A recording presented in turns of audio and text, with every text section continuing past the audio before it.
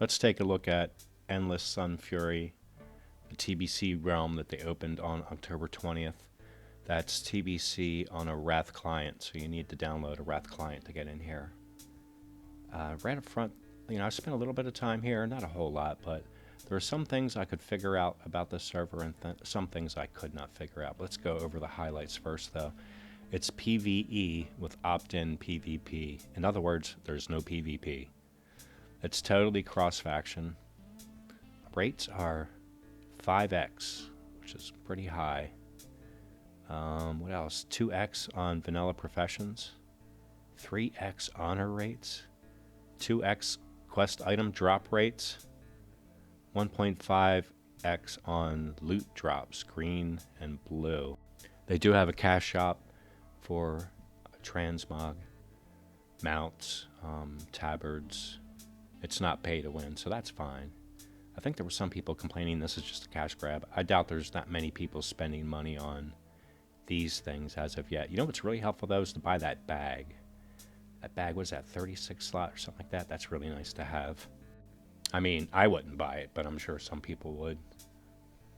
There are many things that people on the Discord channel complain about. One of them is communication, or lack thereof. And I understand, I get what they're saying. This would be an example of that, like the changelogs being updated once a month, if that. When you report bugs, you kind of want to know, you want to know what's going on. You want to feel like there's a reason to report bugs because people are going to respond to you. So not only do they not get any responses, but the changelog is hardly ever updated. And when it is, they just dump all kinds of changes in there. So that even though they may be fixing things, no one feels like they're getting the reaction that would make them feel better. Me personally, I don't care. If it's playable to me, I don't care what happens in Discord. I would rather play the game. But people are concerned about what feels like the lack of leadership on this server. I get it, man. I totally get it.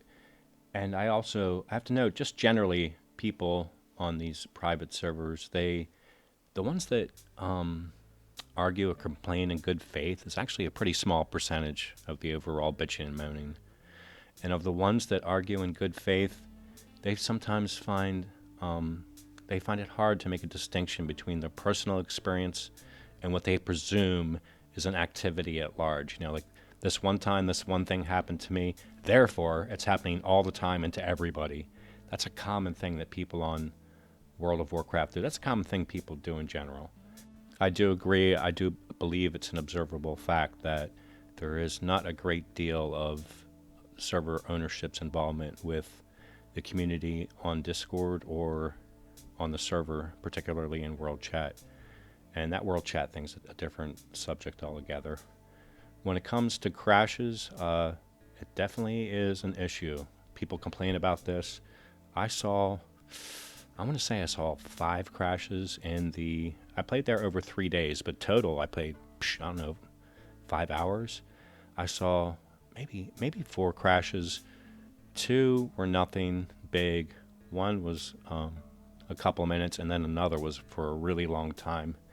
And then at some point over Thursday morning, there was a crash that lasted for hours. That is a concerning topic. And when we take a look at how many times the word crash has been used on the server, that's a lot of pages of crash talk.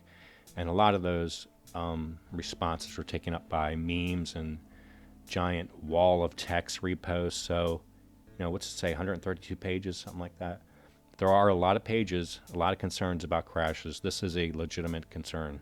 But this is what it's so confusing to me about this server, is that there's a lot of people playing on there despite that.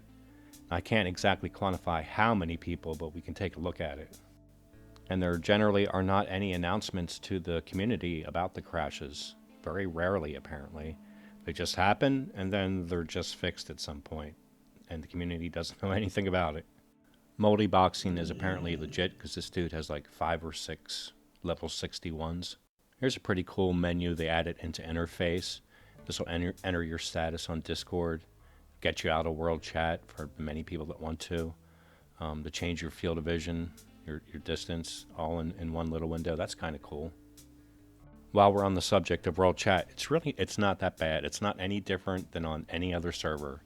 So people that complain about, all the usual stuff, they're racist and misogynist. Yeah, they're like that on every every private server, and they're no worse here than they are anywhere else. And the other thing about World Chat is, man, just turn it off then. Turn it off. The only time that can be a problem is when you need to get on there to do a trade or looking for members or whatever. You can still do it. Just, turn it off otherwise, man. It's what all the normal people, all the smart people do that. Just turn the fucker off. Some people are complaining that the heroic dungeons are over-tuned. I don't know because I haven't been in there, but generally speaking, heroic dungeons in TBC have always been difficult. Some people even say they're harder than the raids. That's not unusual. The raids are definitely not over-tuned. Look at the timers on these Moreaus. 1 minute and 38 seconds. 3 weeks into the server being open, Moreaus in 1 minute and 38 seconds. Yeah, definitely not over-tuned. I took a look at one of the raids. I caught some dude on Twitch looking at his stream. I took a look at Shade of Iran from this guy. I guess that's about right. I can't really... It feels to me like his health pool is probably lower than it should be because they get through him pretty fast.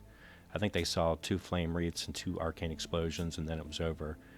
And the general overall damage was not particularly high on the raid group itself. So, if anything, I'm going to say this might be undertuned a little.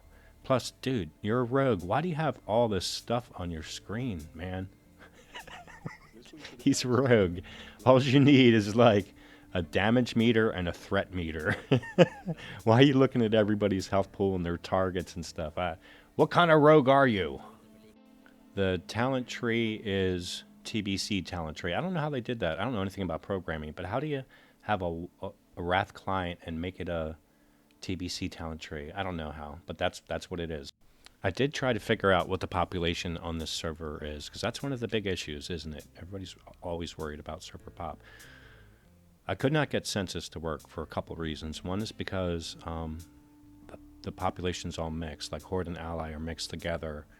So I think that was confusing census a little. Also, it's census from Wrath being used in TBC, so that was also confusing it. And when I realized I was not going to get a straight answer out of census, I just started taking a look at the population to try to get a general feel about what it is we're looking at. So I just took a look at the population by brackets, 10 at a time, and some of these brackets returned higher than 50. So we're probably talking, there's probably 400 low-level people. This is on a Thursday at prime time. So Thursday at like 8 o'clock, 8:30, I think it was about then. On a Thursday, maybe 400 low-level people. So then I looked at just warriors and Shatrith that are level 70, and there was 14. In other words, there's a lot more people on this server than is generally thought. Some people saying there's only 500 people on. No, this server is probably closer to 1,200, 2,000 on the weekend. That would be my guess. So we take a look at Karazhan on a weekday, Thursday. There's over 50 people in there. And then I look at just warriors that are in Karazhan. There's 27 warriors in Karazhan on a Thursday, 3 weeks after this thing opened. So that's telling us this server's really top heavy. Of course it is. People are leveling super fast, but there's still more people coming every day to level. Then I took a look at a couple of guilds that are in Karazhan, and the first two, the ones that looked like they were the bigger ones, they both had about 20 people each inside of Karazhan. This is not a low pop server, my friends.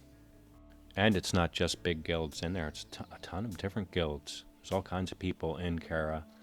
And if you take a look at the guild adverts in Discord too, there's another guild going up like every hour or so. So yeah, clearly this server's pop is generally being understated by people that are whining about server pop. The server pop's really good, and that's what's surprising to me. It's despite the crashes, because I saw crashes in the time I've been there, but I wasn't there at opening, and that's when the crashes are always the worst. Crash! I did try the dungeon finder. It worked fine. There was nothing wrong with it. There are people that are complaining about the population in general, like they're rude and whatever, they're racist. My dungeon group was fine. They were quiet, and I prefer quiet to talking like a bunch of idiots. These guys, they just went in there, did what they were supposed to do. It was fine by me. I don't expect people to talk in dungeons unless it's a guild group. So this was fine, and it of course ended with a crash of its own. So I think, yeah, I think I saw 4 crashes all told. So in general, I would say this is a server to play on, despite some obvious problems. I mean, people keep coming despite the crashes, which is, I'm telling you, that's pretty unusual. And the population is growing. And the problems that they have are fixable problems. So I'm going to give this one a thumbs up. This is playable. It's definitely not for me because I don't want to play TBC again anytime soon. But if what is basically a PvE realm, cross-faction, TBC on a Wrath client sounds like something you'd be interested in, try the server out. Looks okay to me.